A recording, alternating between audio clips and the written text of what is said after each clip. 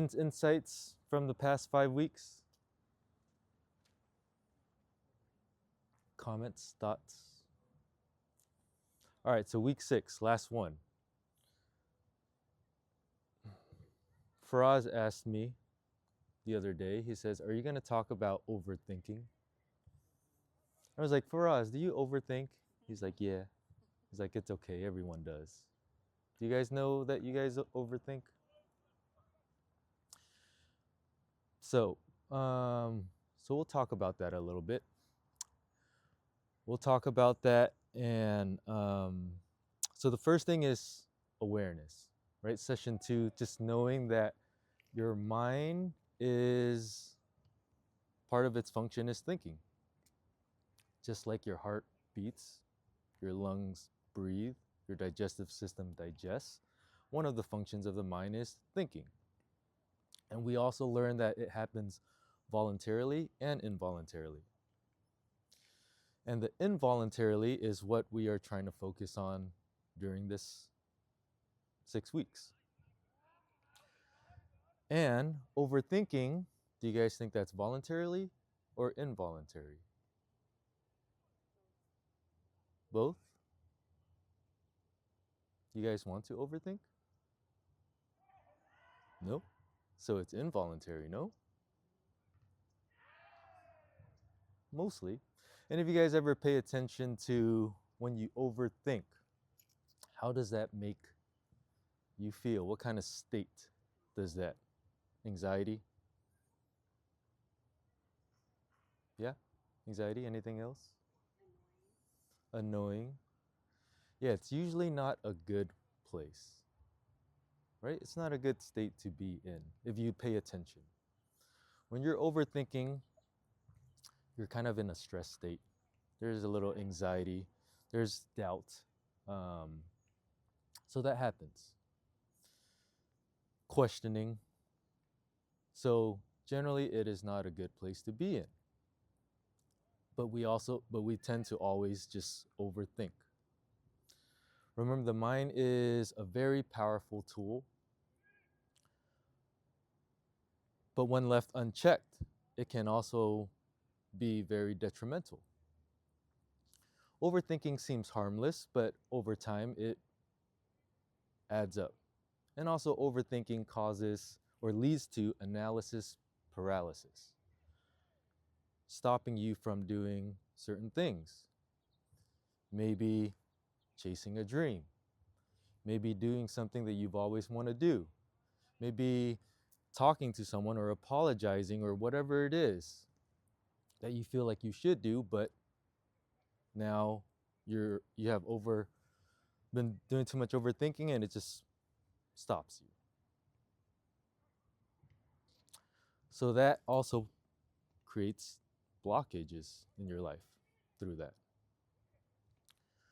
So first thing is knowing that overthinking can be not a good thing. And I'm not going to say it is a good thing or not a good thing, but it's for you to see for yourself. Does that serve you? Does that serve you, and does that align with what you want to do?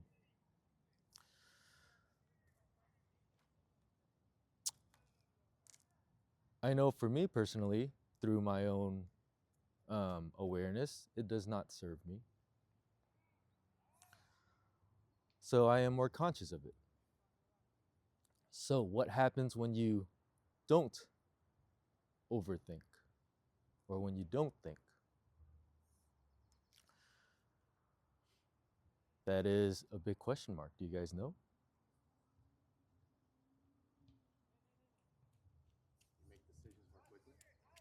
Do you make decisions more quickly with no thinking?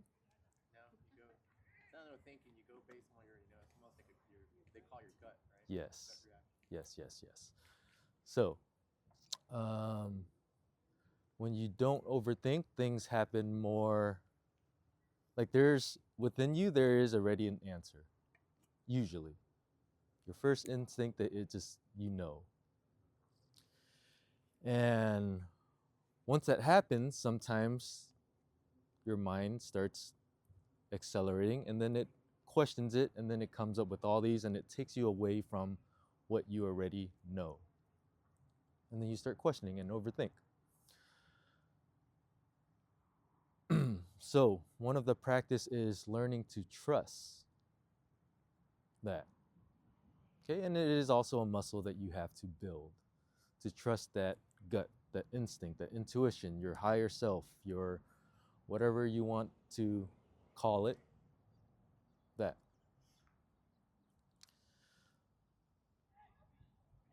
Before I get into that, I do want to talk about, so we talked about how overthinking can be detrimental. I also want to talk about how it is beneficial to not overthink. Okay, because some of you guys might not know um, what that may look like, because your mind's always going.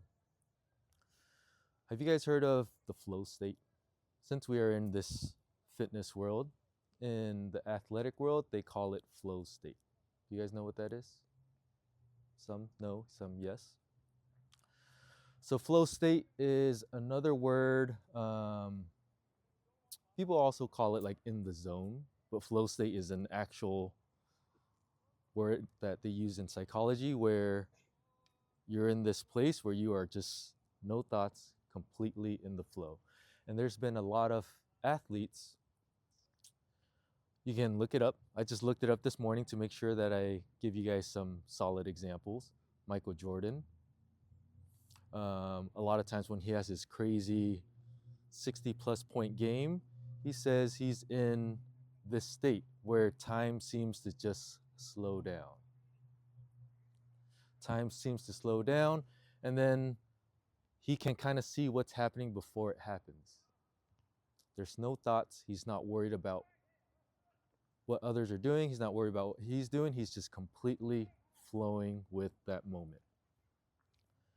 Michael Jordan, Wayne Gretzky, Messi, Kobe, like a lot of these guys. They also mentioned some rock climbing, the free solo climbing, where they're just completely in it and they just know where to move without even thinking. They're tapping into this flow where there's a higher intelligence behind the mind. We all know this, that there's sometimes you just know. And you just tap in, and once the mind is subdued, you can feel it or listen or hear it more, and then just kind of go with it. And when that takes over, now you're in this state. You guys know Faraz and Anousheh. In his last playoff game, in this couple weeks ago, he had a glimpse of this flow state. He said, "Now I know what Kevin means when you are completely present and in the zone." He scored 38 points for his team and led them to the playoff. His other teammate, another Faraz, was just telling me from his view, he was like, man, Faraz was just, he wasn't tired, he was just on fire. We just knew he was hot, and all we wanted to focus on was giving him the ball. And the other team knew he was hot, and they were all over him, but regardless, we would give him the ball, and they couldn't stop him. Faraz said he has never played like that in his life. He didn't even know what got over him. He was just in that state. And a lot of these, for example, you hear crazy athletic feats. When they interview them, sometimes you'll see that they say they are in this state where I was just in the zone. I was just in it. I wasn't thinking, I just did it. It just responds. In Japanese, there's a word called mushin, something like that, mushin. But it's also used in samurai, where it just means no mind. So these elite samurais, they try to get into the state or practice the state where there is no mind. They're not trying to anticipate what the other person is doing. They're not worried about their sword. They are just completely present. So it just means you're mindless. Doesn't mean you're mindless where you're just empty in there. It just means you're in this total calm, completely present, and then just open and ready to respond instinctively. Because that happens much quicker than when you try to think. Oh, he's moving his arms here. That means I need to turn to the right. And then, like, how much processing does that require? Versus if you're just in the zone, you see that, you just automatically move much quicker. But this also comes through training. So, how does this apply here? For example, we're coming to our max out week after 7 weeks of training.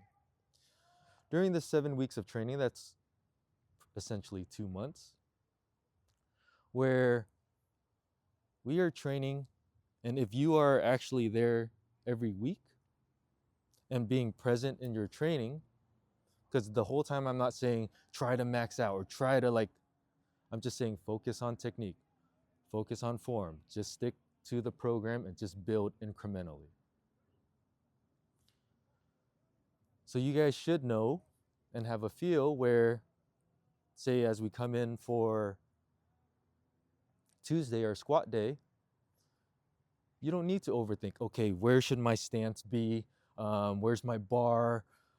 When do I breathe? All that should have been figured out in the past 7 weeks.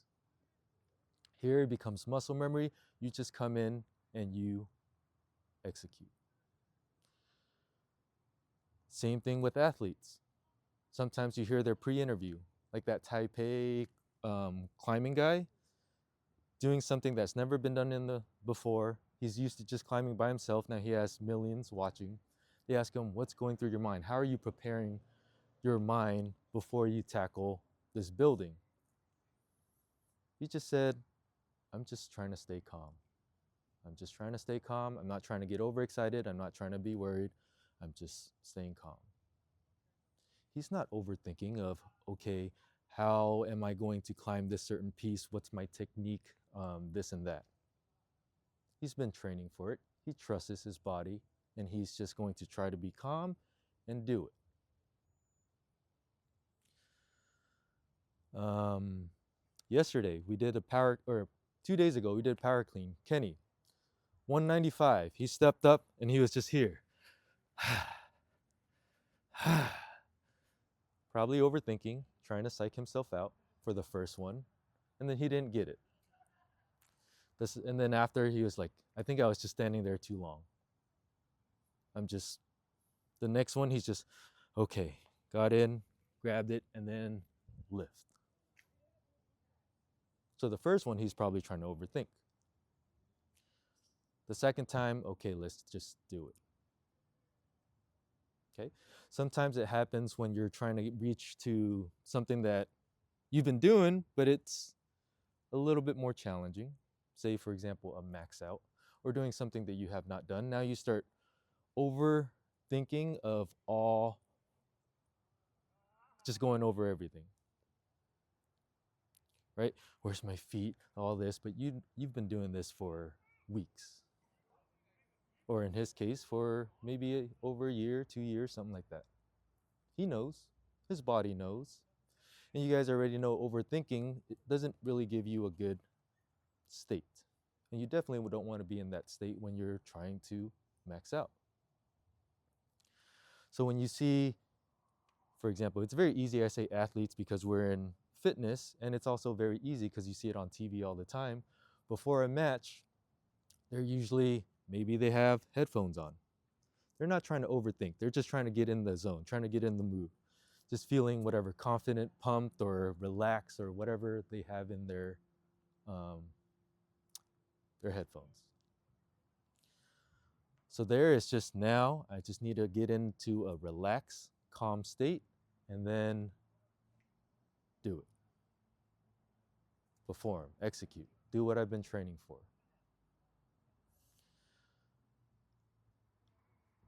So that's not overthinking and just do it. Nike, just do it. I don't know if they knew all this when they wrote that slogan, but it's a beautiful slogan. You just do it. So this is one application here. And I always give you guys an application here and then also in life. In life is much harder. I actually don't know that many people that can be in this aligned state, this flow state. But you guys all have these experiences when there's an instinct where you just, an inspiration inside, an instinct where you're called to do something. And then, regardless of what your mind says, you end up doing it anyways. Sometimes your mind takes over and then it stops you from doing it. But if you look back and reflect on maybe some of these decisions, you might see that some of these are the best decisions you've made. For example, I'm looking at Jorge because I know his story. When we had this family fitness day event here, Marta just saw it and signed up their family. Didn't think much of it. It'd be something nice for a family to do. Jorge, I think if I heard correctly, Marta said you weren't very fond of this idea. He wasn't fond of this idea at all. But he, regardless of what his mind says, he still did it. Maybe because he had pressure from his wife, but he still did it. And because he did it, now it led to him years later being here, 50 pounds down, now becoming one of the strongest athlete here. His wife is now doing it with him. His son is now doing it with him. And he has told me several times that that was one of his best decisions that he made as a family to do that. Caleb came back even though he broke his arm that day. Yeah. Yes.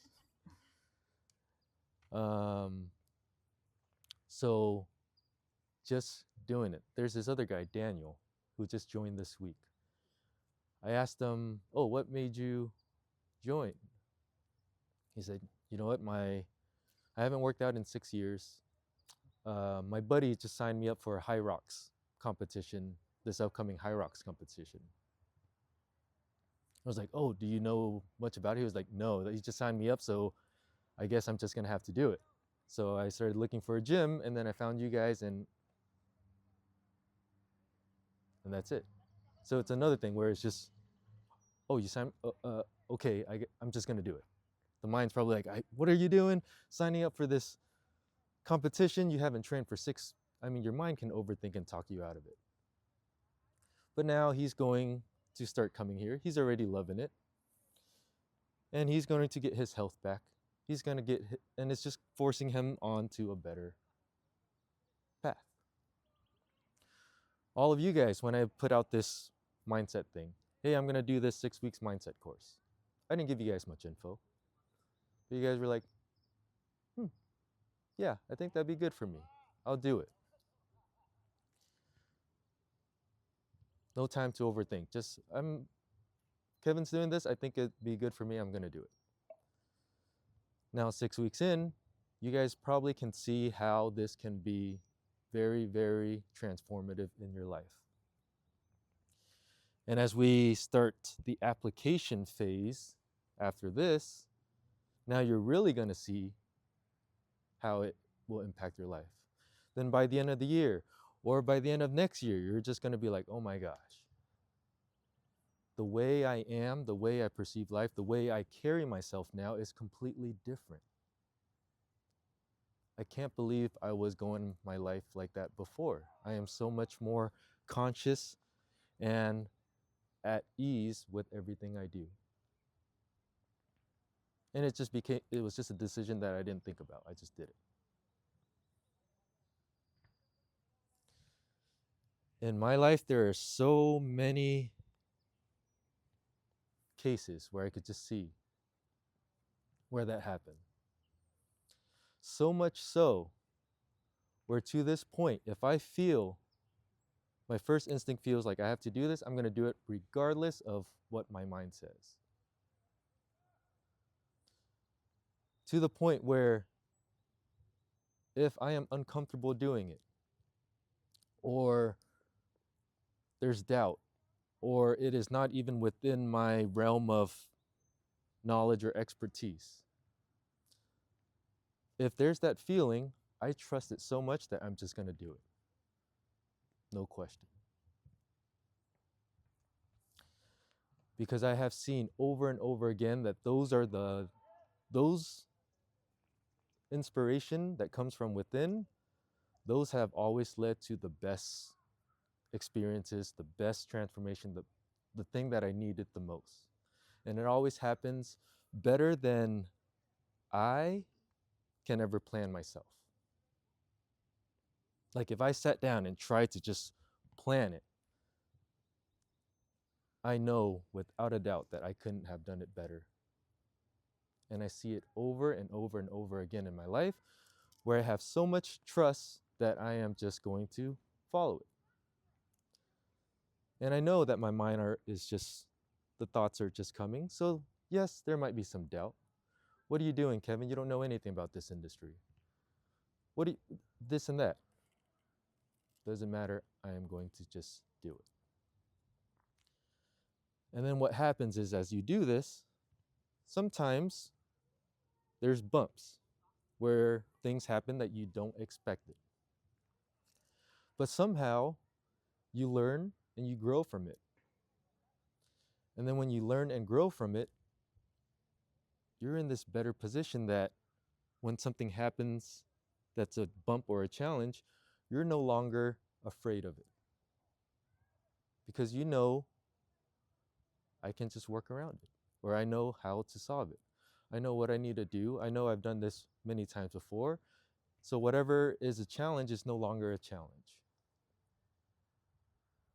And then now you just start going through life almost in a place of fearlessness because you know no matter what, you'll be okay.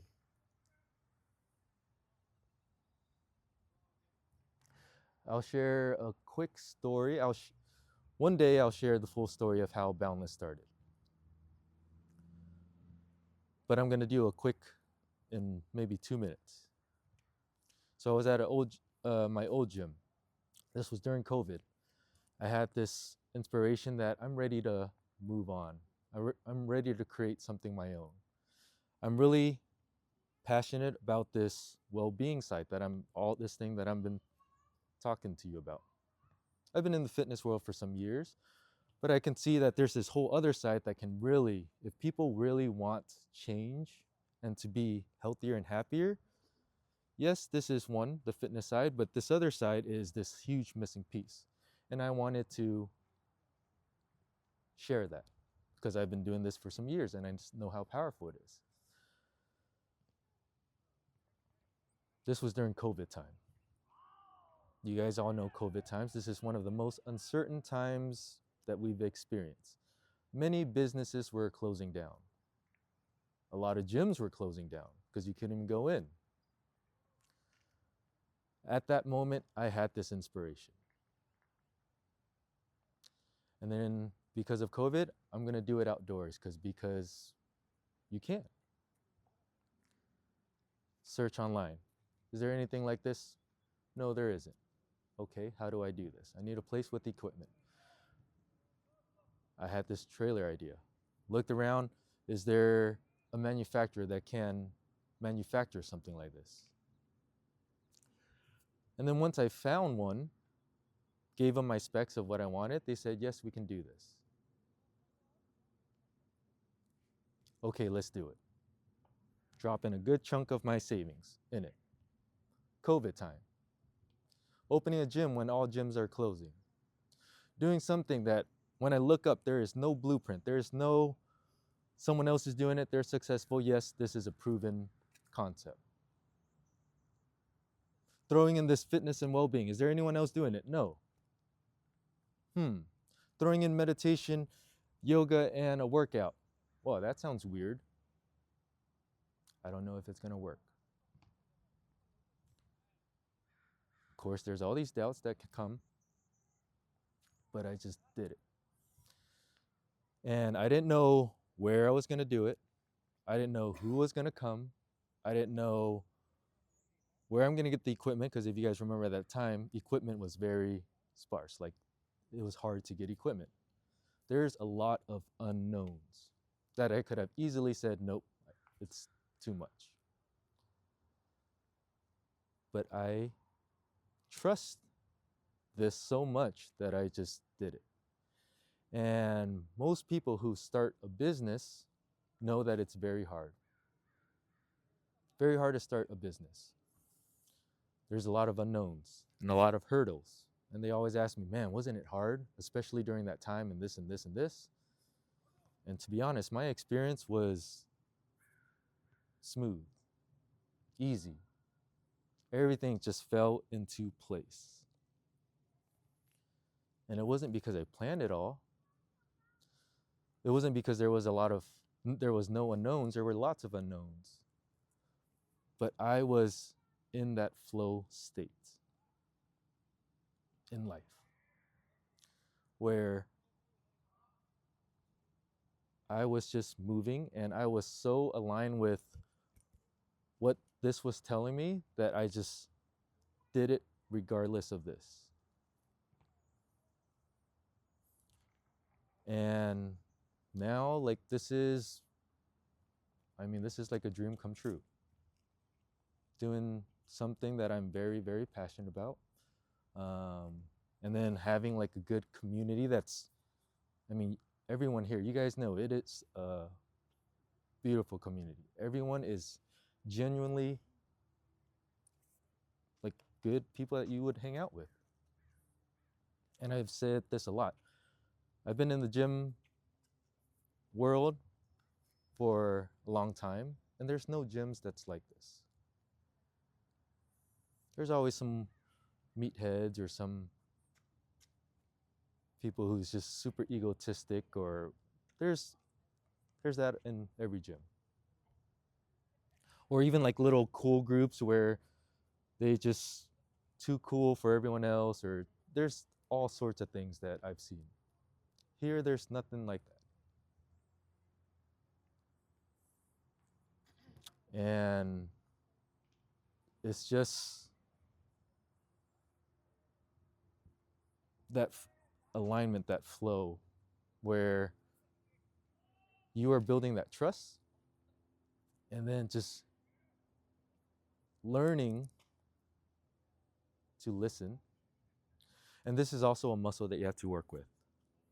Okay, this is week 6. This is the last one. This is not something that's easy to do. First, you have to be aware of what's going on in your mind. Learn to start inputting the right things that you want that aligns with yourself and your intention for your life. And then all those other tools, emotions, your feelings, your visualization, until you get to a point where you are kind of aligned.